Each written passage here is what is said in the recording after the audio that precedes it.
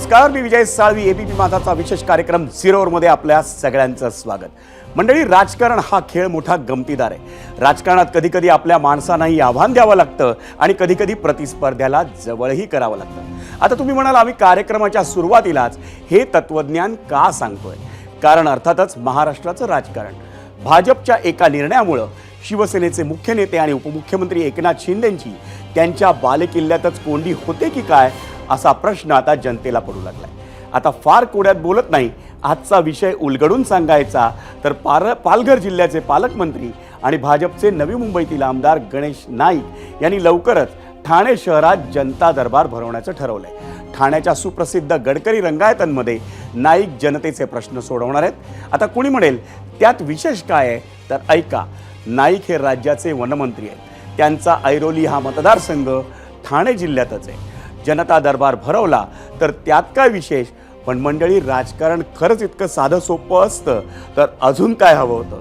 मंडळी, नोव्हेंबर 2024 मध्ये झालेल्या विधानसभा निवडणुकीत भाजपला राज्यात 132 जागा मिळाल्यानं अनेक राजकीय समीकरणं बदलली आहेत. मग महायुतीतली अंतर्गत समीकरणं त्याला अपवाद कशी असतील? आधी एकनाथ शिंदे मुख्यमंत्री होते, आता देवेंद्र फडणवीस मुख्यमंत्री आहेत. सत्ता स्थापनेची प्रक्रिया सुरू असताना शिंदे नाराज असल्याच्या अनेक बातम्या येत होत्या. पालकमंत्री पदाच्या नियुक्तीच्या वेळीही शिंदेंची नाराजी दिसून आल्याची राजकीय निरीक्षकांमध्ये चर्चा होती. त्यामुळे गणेश नाईकांची ही घोषणा त्याचीच परतफेड तर नाही ना, असा प्रश्नही अनेकांना पडलाय. मी पालघर जिल्ह्याचा पालकमंत्री आहे. दर 2-1 महिन्यांनी तिथे जनता दरबार लावणार आहे. ठाण्यामध्ये दर 3 महिन्यांनी लावेल. नवी मुंबईमध्ये माझा मतदारसंघ म्हणलं तर दर महिन्याला जनता दरबार लावेल. शेवटी ही सरकारची संयुक्त जबाबदारी आहे. या ठिकाणी कोण मोठा कोण छोटा हा प्रश्न इथं नाही. भारतीय जनता पक्ष, एकनाथजी शिंदेची शिवसेना आणि अजित पवारांची राष्ट्रवादी पक्ष, या तिन्ही शक्तींच्या माध्यमातून जनतेला भविष्यकाल उज्ज्वल करण्यासाठी आम्ही सगळे झटणार आहोत. बरं मंडळी, फक्त गणेश नाईक यांनीच त्यांच्या जनता दरबारावरून भाष्य केलंय का? तर तसं नाही. खुद्द भाजपचे प्रदेशाध्यक्ष चंद्रशेखर बावनकुळेंनीही महत्त्वाचं वक्तव्य केलंय. गणेश नाईकांची भूमिका म्हणजे भाजपची भूमिका आहे का, असा प्रश्न जेव्हा आम्ही चंद्रशेखर बावनकुळेंना विचारला, त्यावर ते म्हणालेत की जनतेच्या भल्यासाठी शिवसेनेच्या नेत्यांनीही जनता दरबार घेतले तरी चालेल. माननीय एकनाथ शिंदे साहेबांच्याही मंत्रिमंडळातल्या सदस्यांनी राज्यामध्ये जाऊन जनता दरबार घेतले पाहिजे. अजितदादाच्याही मंत्रिमंडळातल्या सदस्यांनी घेतले पाहिजे. शेवटी आमचे जे सर्व मंत्री आहेत, हे मंत्री सर्व म्हणून जर जनता दरबार घ्यायला लागले तर भलं कोणाचं होणार आहे? भलं जनतेचंच होईल ना. त्यामुळे सर्वांनाच ही मुभा आहे. या राज्यातला मंत्री राज्याचा मंत्री असतो, तो कुठल्याही जिल्ह्यात जाऊन कोणताही जनता दरबार घेऊ शकतो. कुठल्याही जिल्ह्यात जाऊन आपला मंत्रीपदाचा जो कारभार दिला आहे, तसं मला महसूल मंत्री आहे, तुम्ही महसूल मंत्री म्हणून कुठल्याही राज्यामध्ये कुठल्याही जिल्ह्यात जाऊ शकतो. त्यामुळे कुणाला नाहीये, कुणालाही कुठे जाता येईल. मंडळी, महायुतीत एकजूट कायम आहे असं म्हणत चंद्रशेखर बावनकुळेंनी केलेल्या वक्तव्याचे अनेक अर्थ काढण्यात येऊ शकतात. आणि मंडळी, याच विषयाशी निगडीत होता आमचा आजचा प्रश्न. त्या प्रश्नावर एबीपी माझाच्या प्रेक्षकांनी सोशल मीडियावर दिलेल्या प्रतिक्रिया आपण काही वेळानं पाहणार आहोत. पण आधी पाहूया आजचा प्रश्न काय होता आणि त्यासाठी जाऊयात पोल सेंटर. आपला आजचा प्रश्न: एकनाथ शिंदे पालकमंत्री असलेल्या ठाण्यात भाजपचे गणेश नाईक जनता दरबार घेणार. भाजप शिंदेना आव्हान देऊ पाहतंय का? होय आणि नाही असे 2 पर्याय या प्रश्नावर आम्ही आपल्याला दिलेले होते.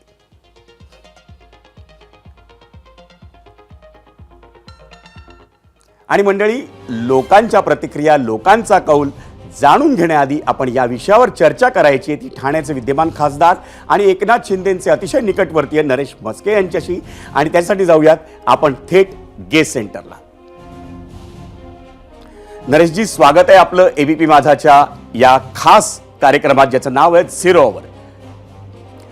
नरेशजी, सगळ्यांना प्रश्न पडलाय, पालघरचे पालकमंत्री, ठाण्याच्या म्हणजे ज्याचे एकनाथ शिंदेंचा बालेकिल्ला आहे, एकनाथ शिंदे त्याचे पालकमंत्री आहेत, उपमुख्यमंत्री आहेत राज्याचे ते, आणि अशा ठाण्यामध्ये येऊन पालघरचे पालकमंत्री जनता दरबार घेणार आहेत. काय आहे या मागचं राजकारण?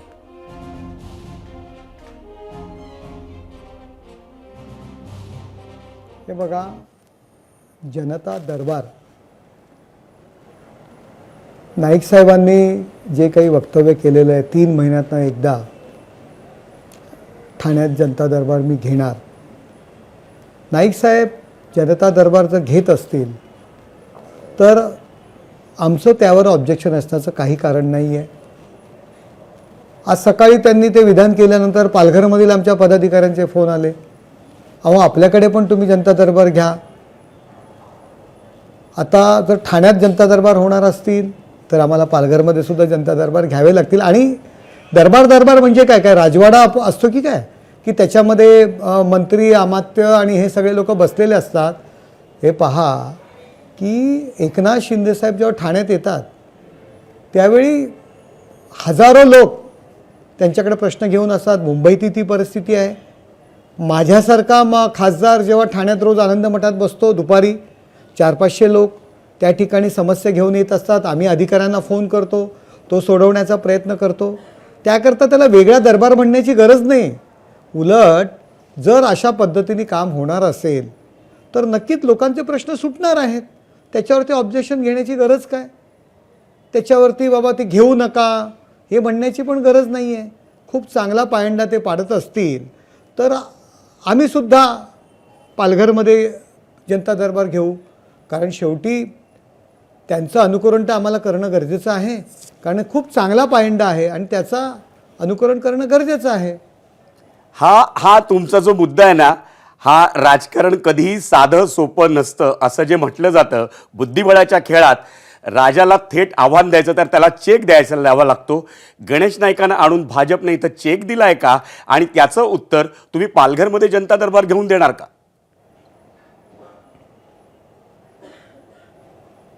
बघा, हे उत्तर देण्याचा विषय नाही आहे. तुम्ही शहर काटशा म्हणालात कोणाशी अनेकांचे खेळायचं, फोन आम्ही देखील युतीतली आले. लोक आहोत. लोकसभा,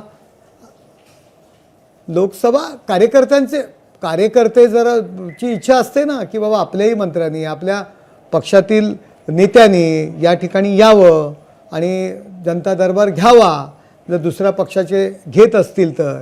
आणि आमचं काही ऑब्जेक्शन नाही आहे. जो सकाळपासून मीडियामध्ये हा विषय एकटा लढो किंवा एकटे लढणार, हे बघा, लोकसभा विधानसभा आम्ही एकत्र लढलेलो आहोत. त्यामुळे स्थानिक स्वराज्य संस्थासुद्धा एकत्र लढायला पाहिजेत असं आमचे नेते ठामपणे सांगत असतात. मुख्य नेते एकनाथ शिंदेसाहेब. आमच्याकडे पण कार्यकर्ते म्हणतात आम्हाला वेगवेगळं लढायचं आहे, परंतु शिंदेसाहेब स्पष्टपणे सांगतात की लोकसभा विधानसभा मी एकत्र. तुम्हाला एक उदाहरण देतो की दिल्लीमधील आप या पक्षाचे 15 आमदार शिवसेनेचे धनुष्य बाण घेऊन लढण्याकरता तयार होते. त्या बैठकीला मी स्वतः उपस्थित होतो. परंतु शिंदे साहेबांनी स्पष्टपणे सांगितलं की आमची आणि भाजपाची युती आहे, त्यामुळे तिथे आम्ही शिवसेना लढणार नाही आहोत आणि हे अशा पद्धतीने आम्ही डावपेच खेळणार नाहीत. आमचा पाठिंबा भारतीय जनता पार्टीला आहे आणि दिल्लीमध्ये तशा पद्धतीने आम्ही पाठिंबा जाहीर सुद्धा केला. शिंदे साहेबांचा हा नेत्यांचं खिलाडूपणा काम आहे. भाजप का फडणवीस नाही साहेब दाखवत आहे? सुद्धा आपल्या कार्यकर्त्याला सांगत असतात. नाही बघा, फडणवीस साहेब सुद्धा याच पद्धतीने लोकांना, कार्यकर्ते आणि पदाधिकाऱ्यांना सांगत असतात. नेत्यांनी, प्रत्येक पक्षाच्या नेत्याचं काम आहे की लोकसभा आणि विधानसभा एकत्र लढायची आणि स्थानिक स्वराज्य संस्थेला की आपण एकमेकांच्या विरोधात तिथे प्रचार करायचा. लोकांमध्ये काय भावना पोचणार, लोकांमध्ये काय विचार जाणार हे नेत्यांनी समजवणं. कार्यकर्त्यांची इच्छा असते हो, परंतु नेत्याचं काम आहे की कार्यकर्त्यांना समजवणं. मस्के साहेब, आपण शिवसेनेचे खूप जुने कार्यकर्ते आहात. आपल्याला कल्पना आहे की ठाणे आणि पालघर हे 2 जिल्हे प्रशासकीय व्यवस्थेसाठी जरी वेगळे झाले असले तरी त्यांचा आत्मा एक आहे. आपण ज्यांना मानता त्या दिघे साहेबांनी या दोन्ही जिल्ह्यांसाठी काम केलं आहे. आपण ज्यांच्याबरोबर आता काम करता एकनाथ शिंदे, त्यांनी या दोन्ही जिल्ह्यांसाठी काम केलं आहे. आणि अशा वेळी त्या ठाणे जिल्ह्यात कुणी एकेकाळी जेव्हा भाजपचा गड म्हणून तो ओळखला जायचं, तिकडे भाजपचा खासदार निवडून यायचा आणि बाळासाहेबांच्या आग्रहासाठी ती जागा शिवसेनेला सुटली आणि त्यानंतर शिवसेनेचा खासदार तिथे सुरू झाला. आता या परंपरेची असताना देखील तिकडे गणेश नाईकांसारखा मोहरा भाजपने आणण्याचं नेमकं कारण काय मग? हे बघा, हे तसं नाही आहे. गणेश नाईक साहेबसुद्धा ज्येष्ठ नेते आहेत किंवा त्यांनी तशा पद्धतीने बाबा शिवसेनेसमोर आव्हान, एकनाथ शिंदे साहेबांवर आव्हान, अशा पद्धतीचं कुठलंही वक्तव्य नाईक साहेबांनी केलेलं नाही आहे. मीडिया आणि ह्या काही बातम्या ज्या पद्धतीने जे दाखवल्या जातात तशी काही परिस्थिती नाही आहे. शिवसेना, भाजप, महायुती भरभक्क म्हणजे एकजूट आहे. काहीही त्याच्यावरती परिणाम होणार नाही. कार्यकर्त्यांच्या इच्छा असतात, काही कार्यकर्ते बोलतात वेगळं लढायची, आणि आम्ही तरी महायुती म्हणून लढण्याच्या तयारीत आहोत. आणि त्यातूनही कुणाला जर एकटं लढायचं असेल तर आमची सुद्धा तयारी आहे. अहो गेले 40 वर्ष सर्व पक्ष मिळून आमच्या विरुद्ध लढत आहेत. ठाणं असेल, पालघर, कल्याण असेल, पालघर नगरपालिका असेल, जिल्हा परिषद असेल, ठाणे जिल्हा परिषद असेल, कल्याण डोंबिवली महानगरपालिका असेल, सर्व पक्ष आमच्या विरुद्ध 40 वर्ष लढत आहेत. तरीसुद्धा आम्ही एकटे लढूनसुद्धा त्या सर्व ठिकाणी आम्ही आमच्या शिवसेनेच्या सत्ता आणलेल्या आहेत. शिवसेनेची सत्ता निवडून आणलेली आहे. त्यामुळे जर दुसरं कुणाला एकटं लढायचं असेल तर आमची सुद्धा तयारी एकटं लढण्याची आहे. हे फार महत्त्वाचं विधान केलं आहे तुम्ही. पण आपण गणेश नाईकांना काय आज ओळखत नाही. आपण दोघांनी एकत्र काम केलं देखील असेल. एकनाथ शिंदेनी त्यांच्यासोबत काम केलेलं आहे. गणेश नाईक हे स्वतः ठाणे जिल्ह्याचे पालकमंत्री होते कित्येक वर्ष. त्यांची प्रतिमाही तुमच्या मंडळींसारखीच डॅशिंग आहे. ते बोलताना कुणाला तसे ऐकत नाहीत. अशा माणसाबरोबर एकत्र काम करताना अडचण येते का, म्हणून त्यांनी स्वतंत्र दरबार भरायचं वगैरे ठरवलंय? नाही, तसं काय नाही आहे. नाईक साहेब आमचे ज्येष्ठ नेते आहेत, त्यांच्यासोबत आम्ही काम केलेलं आहे. तशा पद्धतीचं काही वातावरण नाही आहे. सगळे सलोख्याचं वातावरण आहे आणि अशा पद्धतीने काहीही मला वाटत नाही. अहो दरबार, मी पुन्हा एकदा म्हणतो आहे की शिवसेना भाजपचे जे नेते आहेत, लोक रोज हजारो लोकांचे प्रश्न सोडवतात. दरबार म्हणजे वेगळं काय असतं? दरबार म्हणजे काय असतं की लोक त्या ठिकाणी येतात, प्रश्न मांडतात, सरकारी अधिकारी त्या ठिकाणी उपस्थित असतात आणि तो सोडवण्याचा प्रयत्न करतात. त्याला म्हणतात दरबार. आता रोज आमच्या कार्यालयामध्ये 400 ते 500 लोक येतात. शिंदेसाहेब असताना हजारो लोक येत असतात. शिंदेसाहेब प्रत्येकाला भेटतात, प्रत्येक अधिकाऱ्याला फोन करतात. माझ्यासारख्या खासदारसुद्धा प्रत्येक अधिकाऱ्याला फोन करतो, त्यांचा प्रश्न सोडवण्याचा प्रयत्न करतो. रोजच आमचे दरबार असतात. त्याच्यामुळे दरबार म्हणजे वेगळं काय राजकारण नाही आहे ना.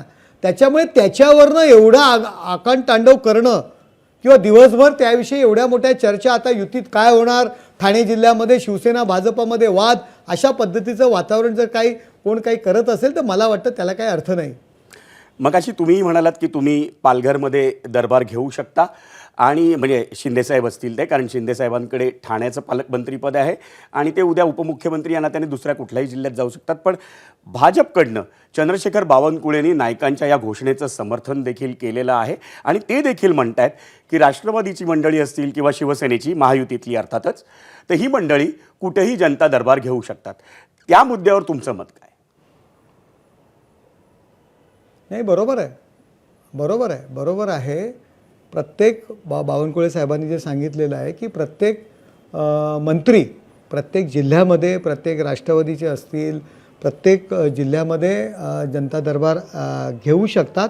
आणि खरंच अशा पद्धतीने वातावरण सुरू झालं. एका जिल्ह्यात मी तर म्हणतो 30 दिवस जनता दरबार व्हायला पाहिजेत. 30 मंत्री त्या ठिकाणी यायला पाहिजेत, म्हणजे तात्काळ सर्व कामांचा सुपडा पार पडेल असं मला तरी वाटतं. लोकांचे प्रश्न सुटले जातील. धन्यवाद नरेश म्हस्केजी. आपण ABP माझाच्या या 0 ओव्हरमध्ये अगदी दिलखुलासपणे संवाद साधलात त्याबद्दल. तर मंडळी, हे होते नरेश म्हस्के जे आपल्याशी संवाद साधत होते.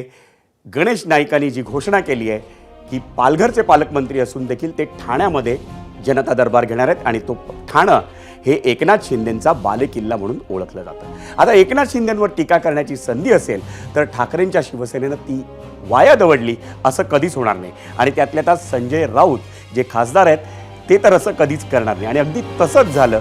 गणेश नाईक शिंदेना राजकारणात किती ज्येष्ठ नेते आहेत हा इतिहासाचा दाखला देऊन संजय राऊतांनी शिंदेंवर हल्ला चढवला. नाराज कोण आहे काय त्याच्यावर माध्यमातून उपस्थित आहे असं आहे की ते आता टेक्नॉलॉजीचा वापर करत असतील. एकनाथ शिंदे हुशार आहेत फार ते, आणि एकनाथ शिंदे नाराज आहेत की नाही त्यांनी सांगायला पाहिजे. आपण कसं काय सांगणार? त्यांनी सांगायला पाहिजे होय मी नाराज आहे, किंवा त्यांचे जे बॉस आहेत फडणवीस त्यांनी सांगायला पाहिजे हो एकनाथ शिंदे नाराज आहेत. ज्या तिथे गणेश नाईक हे एकनाथ शिंदे यांना वरिष्ठ आहेत, सिनियर आहेत, शिवसेनेमध्ये असतानाही गणेश नाईक जेव्हा मंत्री होते शिवसेनेच्या मंत्रिमंडळात, तेव्हा एकनाथ शिंदे कुठेच नव्हते. राजकीयदृष्ट्या ते आज गणेश नाईक कोणत्या पक्षात आहेत हे विषय सोडा, पण गणेश नाईक हे एकनाथ शिंदेना नक्कीच सिनियर आहेत, वरिष्ठ आहेत. त्याच्यामुळे त्यांचा अनुभव मोठा आहे, त्यांचा आवाका मोठा आहे आणि एक मंत्री म्हणून त्यांना तो अधिकार आहे आपापल्या मतदारसंघात किंवा जिल्ह्यामध्ये लोकांचे प्रश्न सोडवण्याचा. त्याच्यामध्ये मला काही चुकीचं असं वाटत नाही. एकनाथ शिंदेने फिरावं, नवी मुंबईत जावं, तेही मंत्री आहेत, तिथे महानगरपालिका आहे. मंडळी, गेल्या काही आठवड्यांपासून उपमुख्यमंत्री एकनाथ शिंदे हे नाराज असल्याच्या बातम्या सातत्याने येत आहेत. खरं तर राजकारणात होय मी नाराज आहे असं थेट कुणीच सांगत नाही, पण हिंदीत म्हणतात ना, समझने वाले को इशारा काफी आहे. तसंच राजकारणाची नेमकी समज असेल ना, त्याला संकेतही पुरेसे असतात. दर आठवड्याप्रमाणे कालही राज्य मंत्रिमंडळाची बैठक झाली. ही बैठक मंत्रालयात होते हे सर्वांनाच माहिती आहे, पण तरीही उपमुख्यमंत्री एकनाथ शिंदे या बैठकीला प्रत्यक्ष उपस्थित नव्हते. ते व्हिडिओ कॉन्फरन्सिंगच्या सहाय्यानं या बैठकीत सहभागी झाले. त्यामुळे पुन्हा एकदा एकनाथ शिंदेंच्या नाराजीच्या चर्चा या राजकीय वर्तुळात सुरू झाल्या. त्याचं एक महत्त्वाचं कारण रायगड जिल्ह्याचं पालकमंत्रीपद हेही असू शकतं. पण साहजिकच शिवसेनेचे आणि भाजपचे नेते त्याचं खंडन करतायत आणि विरोधक मात्र टोले लगावतायत. सर, ते शेवटी मुख्यमंत्रीपद भूषवल्यावर उपमुख्यमंत्रीपद स्वीकारणं हे शिंदेना अजूनही मनापासून पटलेलं नाही का, असा सवाल अनेक राजकीय तज्ज्ञ उपस्थित करतात. बिलकुल माननीय शिंदे साहेब नाराज नाहीत. त्यांची आणि माननीय मुख्यमंत्री महोदयांची चर्चा झालेली काय पूर्वनियोजित दौऱ्यामुळं माननीय शिंदे साहेब फिजिकली प्रात्यक्षिक उपस्थित राहू शकले नाहीत. परंतु अशा पद्धतीची आणि अशा छोट्या गोष्टींवरनं नाराज होणारा तो नेता नाही. ज्या आदरणीय शिंदे साहेबांनी 50 आमदार घेऊन एक धाडस केलं आणि महायुतीचं सरकार आणलं. शिंदेसाहेब हे लढवय्या नेते आहेत. त्यामुळं शिंदे साहेबांच्याबद्दल अशा पद्धतीने ते नाराज आहेत वगैरे अशा वावड्या उठवणं हे कृपा करून आमच्या विरोधकांनी हे बंद करावं. काही नाराज नाही. एकनाथजी माझ्याशी बोलले होते. त्यांना ठाण्याहून येण्याकरता थोडा काळ लागला. त्यामुळे त्यांनी स्वतः एकनाथजी देवेंद्रशी बोलले, तुम्ही बैठक सुरू करा. काही नाराजी नव्हती. परवाच भेटलो ना आम्ही. अमित भाई होते, मी होतो, एकनाथजी होते. नंतर परवा एकनाथजी बोलले, तुम्हीच आपला काहीतरी मीडियाच्या माध्यमातून कल्लोळ उभा करता. हे नाराज आहे, ते नाराज आहे. कोणी नाराज नाही. आम्ही एकत्र आहोत आणि चांगले मस्त आहोत, आनंदी आहोत. मंडळी, उपमुख्यमंत्री एकनाथ शिंदे हे खरंच नाराज असतील तर नाराज होण्याची ही काही त्यांची पहिली वेळ नाहीये. गेल्या 20 वर्षात ते अनेकदा नाराज झालेत. 0 ओव्हरसाठी आम्ही त्यांच्या नाराजीचा अख्खा इतिहास शोधून काढला. पाहुयात मीडिया सेंटरला. 19 वर्षांचा नाराजी इतिहास. 2005 ठाणे महापौरपद. ठाण्यातील वागळे इस्टेट परिसरात शिंदेंच्या राजकीय कारकिर्दीला सुरुवात. 2005 तोच मुद्दा आहे. ठाणे शहराच्या महापौरपदाचा मान हा ठाणे शहराला की वागळे इस्टेटला असा वाद झाला होता त्यावेळी. आणि तेव्हा शिंदे नाराज झाल्याची चर्चा ही पहिल्यांदा झाली होती. 2006 संपर्क नेतेपद. सुभाष देसाई यांची ठाणे जिल्हा संपर्क नेतेपदी नियुक्ती झाली होती आणि शिंदेना ही नियुक्ती पटली नव्हती. त्यामुळे ते नाराज झाले होते आणि त्यावेळी दुसऱ्यांदा चर्चा झाली होती. अखेर 2007 साली मनपा निवडणुकीच्या तोंडावर देसाईंची नियुक्ती रद्द करण्यात आली. 2009 साली जिल्हा विभागणी. लोकसभा निवडणुकीत विजय चौगुलेंचा पराभव झाला होता आणि त्यानंतर पक्ष कार्यासाठी ठाणे जिल्ह्याची 2 भागात विभागणी करण्यात आली, ठाणे आणि कल्याण. या विभागणीमुळे शिंदे पुन्हा नाराज झाले होते आणि ती दूर करण्यासाठी शिंदेना ठाणे जिल्हा संपर्क प्रमुख पद बहाल करण्यात आलं होतं. 2012-13 मंत्रिपदाची ऑफर. शिंदे नाराज असल्याची चर्चा. काँग्रेसमध्ये या मंत्रिपद देतो अशी पृथ्वीराज चव्हाणांकडून ऑफर आल्याची चर्चा होती. मात्र शिंदेंची नाराजी दूर करण्यात ठाकरेंना तेव्हा यश आलं होतं. ऑक्टोबर 2014 उपमुख्यमंत्रीपद. शिवसेना विरोधात असताना शिंदेंकडे विरोधी पक्षनेतेपद होतं आणि शिवसेना सत्तेत गेल्यावर शिंदेना MSRDCचं मंत्रीपद देण्यात आलं. मात्र शिंदेंचं राजकीय महत्त्व वाढू नये म्हणून पक्षानं उपमुख्यमंत्रीपद घेतलं नाही अशी कुजबूज होती आणि त्यामुळंच शिंदे नाराज होते, किंबहुना उपमुख्यमंत्रीपद न मिळाल्यामुळे ते नाराज होते 2014 साली. मात्र तेव्हा देखील त्यांची नाराजी दूर करण्यात पक्ष नेतृत्वाला म्हणजे उद्धव ठाकरेंना यश आलं होतं. नोव्हेंबर 2019 मुख्यमंत्रीपद नाकारलं. मविया स्थापन झाल्यावर मुख्यमंत्रीपद शिंदेंकडे देणार अशी चर्चा होती, पण स्वतः उद्धव ठाकरे मुख्यमंत्री झाल्यानं शिंदे नाराज झाले अशी चर्चा होती. नाराजी दूर करण्यासाठी शिंदेना मलईदार नगरविकास खातं बहाल करण्यात आलं. मवियाच्या कार्यकाळात शिंदे सतत नाराज असल्याच्या बातम्या यायच्या. जून 2022 मध्ये राज्यसभा निवडणुकीसाठी पक्षाच्या रणनीतीपासून शिंदेना लांब ठेवण्यात आलं. 15 दिवसांनी विधान परिषद निवडणूक, त्यातही शिंदेना जाणीवपूर्वक दूर ठेवण्यात आलं. आणि विधान परिषद निवडणुकीच्या दुसऱ्या दिवशी शिंदेंनी ऐतिहासिक बंड केलं आणि ते भाजप राष्ट्रवादी सोबत जागा वाटपात शिंदेंकडून 2024 ची ही घटना आहे. लोकसभेचं जागा वाटप 15 जागांची आग्रही मागणी शिंदेंकडून करण्यात आली. भाजपकडून नकार आल्यावर शिंदे नाराज झाल्याची चर्चा होती एप्रिल 2024 लोकसभेच्या वेळी. अखेर भाजपच्या केंद्रीय नेतृत्वाशी शिंदेंनी थेट चर्चा केली आणि 15 जागा मिळवण्यात यश मिळालं त्यांना.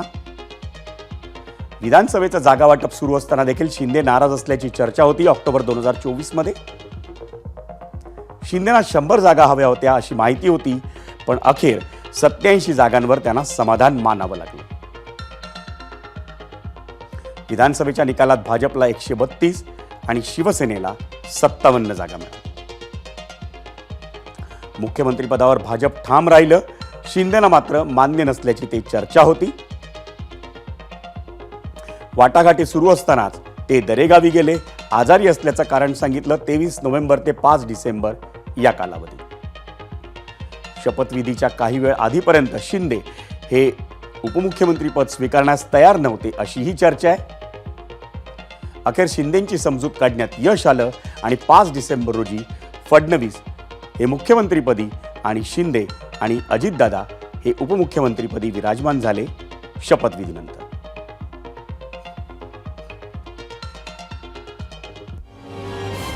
आणि मंडळी, आता वेळ झाली आहे आजच्या प्रश्नावर एबीपी माझाच्या प्रेक्षकांनी दिलेल्या प्रतिक्रिया पाहण्याची. आजचा आमचा प्रश्न हा अर्थातच एकनाथ शिंदे आणि गणेश नाईकांबद्दल होता आणि एबीपी माझाच्या अनेक प्रेक्षकांनी त्यावर आपल्या प्रतिक्रिया व्यक्त केल्या.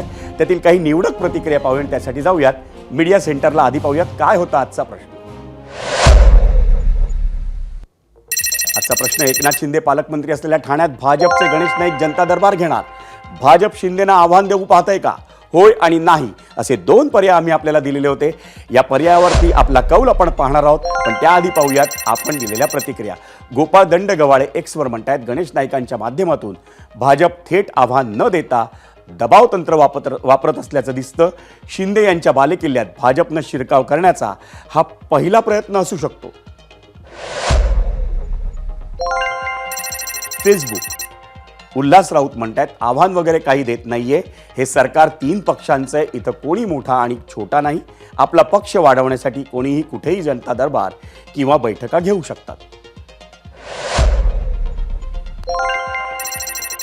फेसबुकवर श्याम राऊत म्हणतात, अमित शहानी आधीच सांगितलंय 2029 मध्ये भाजपचा मुख्यमंत्री स्वबळावर असेल, युती असणार नाही.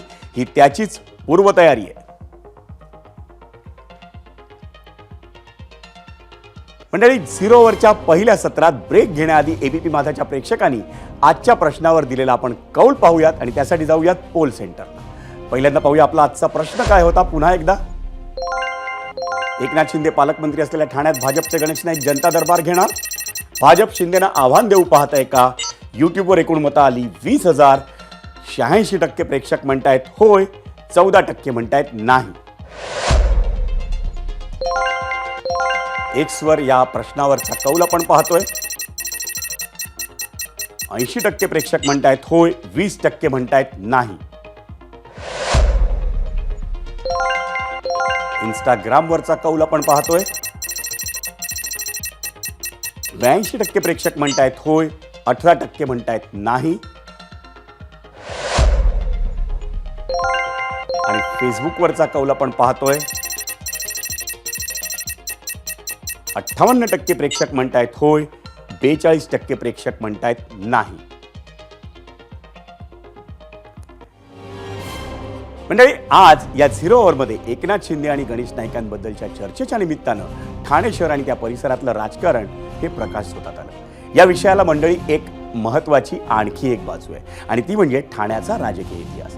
आपल्या सर्वांना आठवत असेल, लोकसभा निवडणुकीच्या जागा वाटपात देखील भाजपनं ठाण्यासाठी प्रचंड आग्रह धरला होता.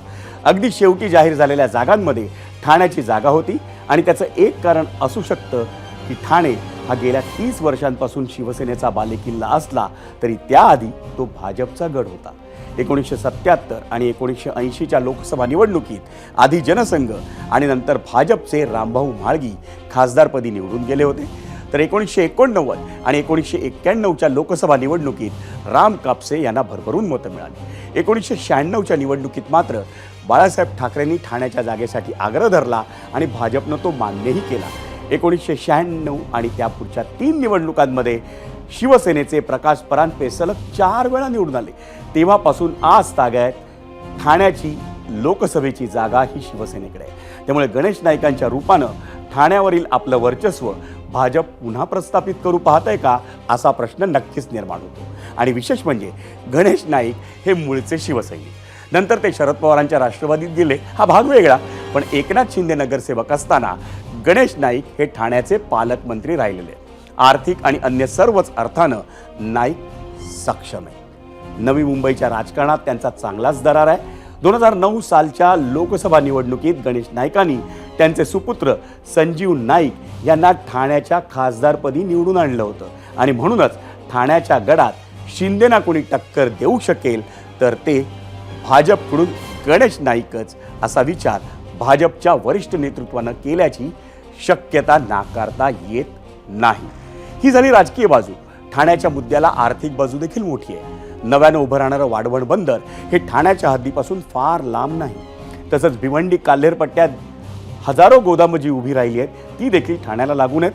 नागपूर मुंबई समृद्धी महामार्ग असो किंवा मुंबई दिल्ली एक्सप्रेसवे, त्यांची सुरुवात ही ठाणे जिल्ह्यात होती. जी तिसरी मुंबई मुख्यमंत्री फडणवीस विकसित करू पाहत आहेत ती देखील ठाण्याच्या शेजारी आहे. एकंदरीत अर्थव्यवस्था आणि पायाभूत सुविधांच्या दृष्टीनं ठाणे जिल्ह्याचं महत्त्व अधिक वाढलंय. आणि या विशेष सत्रात आज आपण पहिल्यांदा जाणार आहोत ते सोलापूर शहरात. सोलापुरात पाण्याची समस्या आहे हे नव्यानं सांगण्याची गरज नाही, पण त्यासाठी धरणात पाणी कमी असणं हे कारण नाही आहे. प्रशासकीय अनास्था हे त्यामागचं सर्वात मोठं कारण आहे. पण उजनी धरणाचं पाणी नेमकं मुरतंय कुठं, प्रशासन नेमकं कुठं कमी पडतंय, यावरचा सविस्तर स्पेशल रिपोर्ट आपण पाहूया.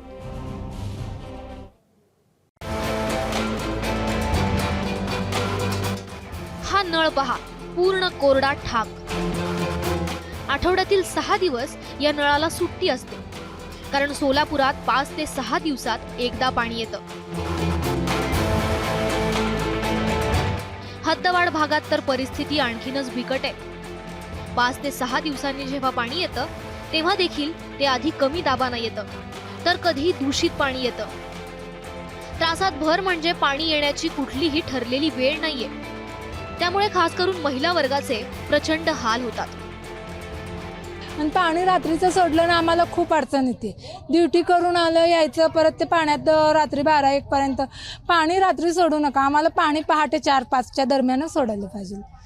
काय 4 तास सोडताय, पण ते परत साठवायचे पंचायत असते ना, मग त्यापेक्षा दररोज 2 तास सोडलं तरी बी चालेल.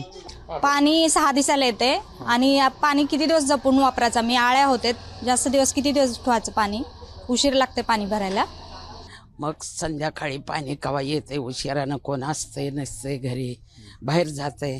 मग सकाळी लवकर सोडलं की होऊन जाते समजायचं. आणि सकाळी जास्त वेळ सोडत तर संध्याकाळी बी 1 तासभर सोडलं तर बरं होतंय. म्हणत होती आता 2 टाईम सोडणार आहे, पण अजून काय ती झालंच नाही निदान. मग का पाणी वेळेवर येत नाही. आमच्यात लहान लहान लेकरं आहेत, पाणी वेळेवर येत नाही. पहाटे पाणी सोडत होते, तर आता दुपारी 5ला काय करायचं, कामाला आमची सून जाती आणि ती पाणी 5चं काय करायचं आम्हाला. सकाळचं पाणी पहाटे येत होतं, ती पाणी बरं होतं आम्हाला. हे असं केलंय त्यांनी. आता होय होय म्हणते ती, तिकडंच बसते ती, करत नाही ती पाणी सकाळचं पाणी पहाटेचं. आमच्या इथं पाण्याची खूप टंचाई येते, कारण आमच्या इथं 10 वर्ष झालं दुहेरी पाईप करण्यासाठी आंदोलन केलं होतं, पण आतापर्यंत आम्ही तीच वाट बघायला लागलो, पण आतापर्यंत काय आम्हाला झाली नाही दुहेरी पाईप. सोलापूरला पाणी 8 दिवसातून एकदा, ते पण पाणी गढूळ, पाणी वेळेवर येत नाही. रात्री बेरात्री पाणी कधी येते. सोलापूरला समांतर जलवाहिनी झाली, हा मुद्दा नुसताच चाललाय. उजनी तर फुलं भरून व्हायला, पण सोलापूरकरांच्या नशिबा काय पाणी नाही.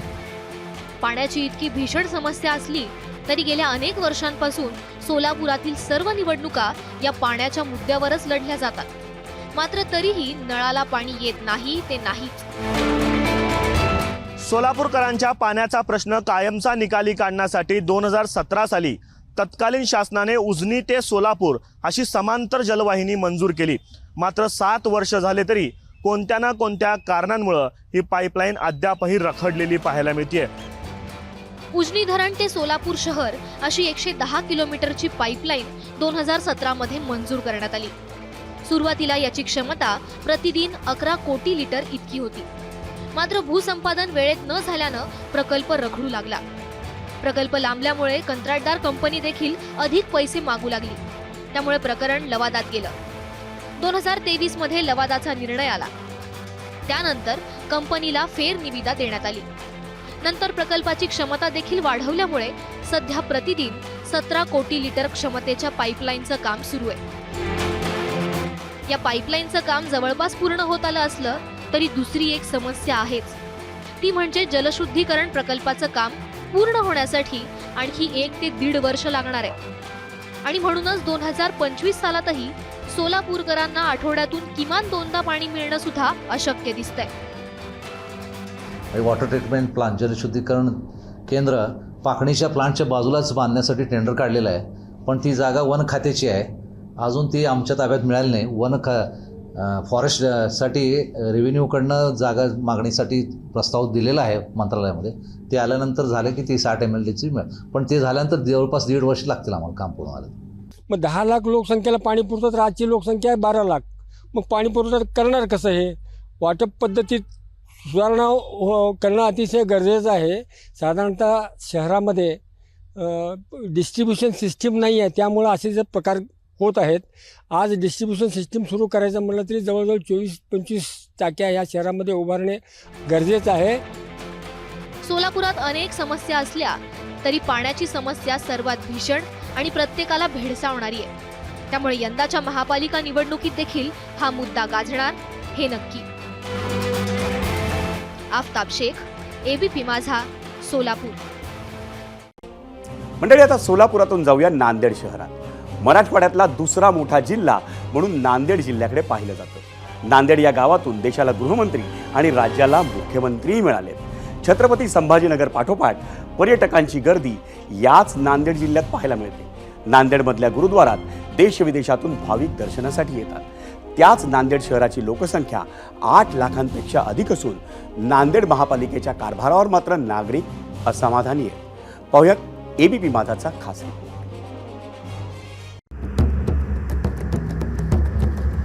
नांदेड मराठवाड्यातील प्रमुख शहरांपैकी एक. गोदावरीच्या काठावर वसलेलं हे शहर ऐतिहासिक, धार्मिक आणि मोठा राजकीय वारसा लाभलेलं नांदेड शहर. राज्याचे माजी मुख्यमंत्री अशोक चव्हाण यांचं हे शहर. शीख धर्मासाठी असलेल्या पवित्र स्थानांपैकी एक असलेलं नांदेड, अशी ही नांदेडची ओळख आहे. आता इतकी मोठी ओळख असलेल्या नांदेडमध्ये सध्या मात्र वाहतूक कोंडी, दूषित पाणी आणि अर्धवट अवस्थेतले प्रकल्प.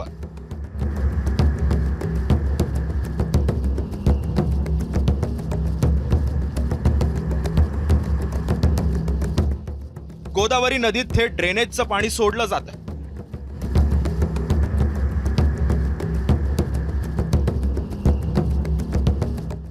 आणि हेच दूषित पाणी नांदेडकरांना प्यावं लागतंय.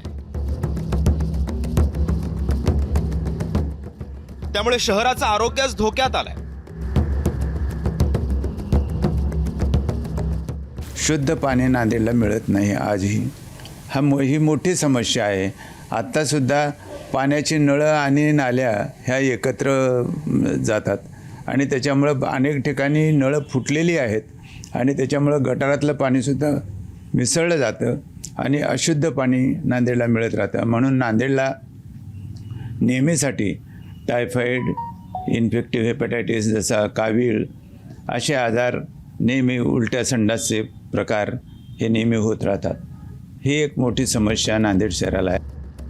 फक्त आरोग्यच धोक्यात आलंय असं नाहीये, तर शहरातील बाजारपेठाही धोक्यात आल्यात आणि त्याला कारण ठरतंय अरुंद रस्ते आणि फेरीवाल्यांमुळे झालेली वाहतूक कोंडी.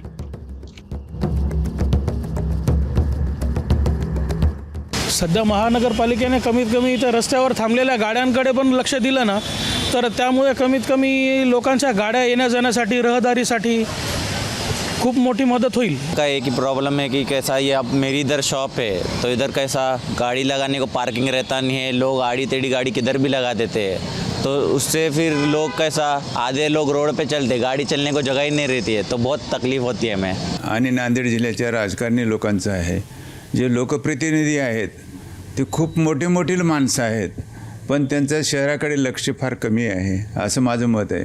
आणि शहर हे बकाल झाल्यासारखं आहे. आता जरा इथल्या स्टेडियमचीच अवस्था बघा.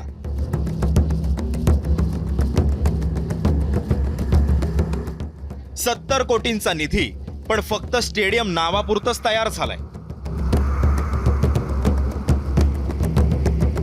मैं 5 साल से खेल रहा हूँ यहाँ नांदेड़ के स्टेडियम में. अंडर-19, अंडर-16, ये अंडर-23 का मैचेस चल रहे, सिलेक्शन मैचेस.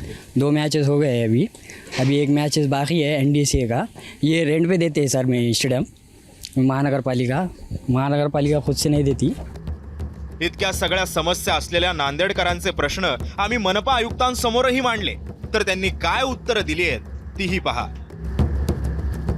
मध्ये शहरातील जे नाले मिसळत आहेत, तर त्यासाठी महापालिकेनं गुरुतागद्दीच्या वेळी जी NRW लाईन टाकलेली होती ती काही प्रमाणामध्ये ब्लॉकेज झालेली आहे आणि कार्यरत नाही आहे. त्यामुळं आपण अमृत 2 योजनेमध्ये जवळपास 4.8 किलोमीटर नदीला पॅरलली लाईन टाकण्याचं काम हाती घेतलेलं आहे. त्यामधील जवळपास 3 किलोमीटरचं काम पूर्ण झालेलं आहे आणि येत्या 30 मार्चपर्यंत आपण शहरातील 13 नाले जे आहेत ते नदीमध्ये मिसळण्यापासून रोखणार आहोत. या वर्षीच्या पावसाळ्यामध्ये आपल्याला लो लाईंग एरियामध्ये पाणी साचलेलं दिसणार नाही याची महापालिका दक्षता घेत आहे.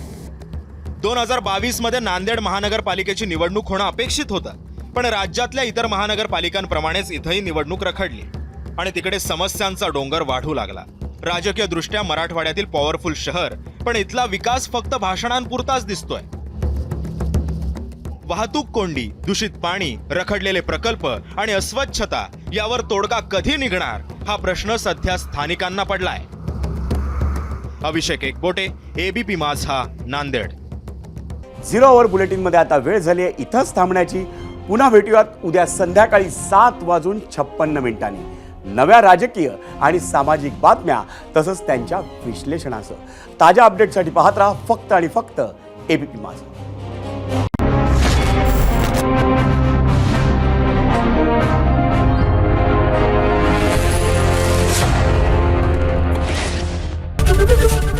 ABP माझा, उघडा डोळे बघा नीट.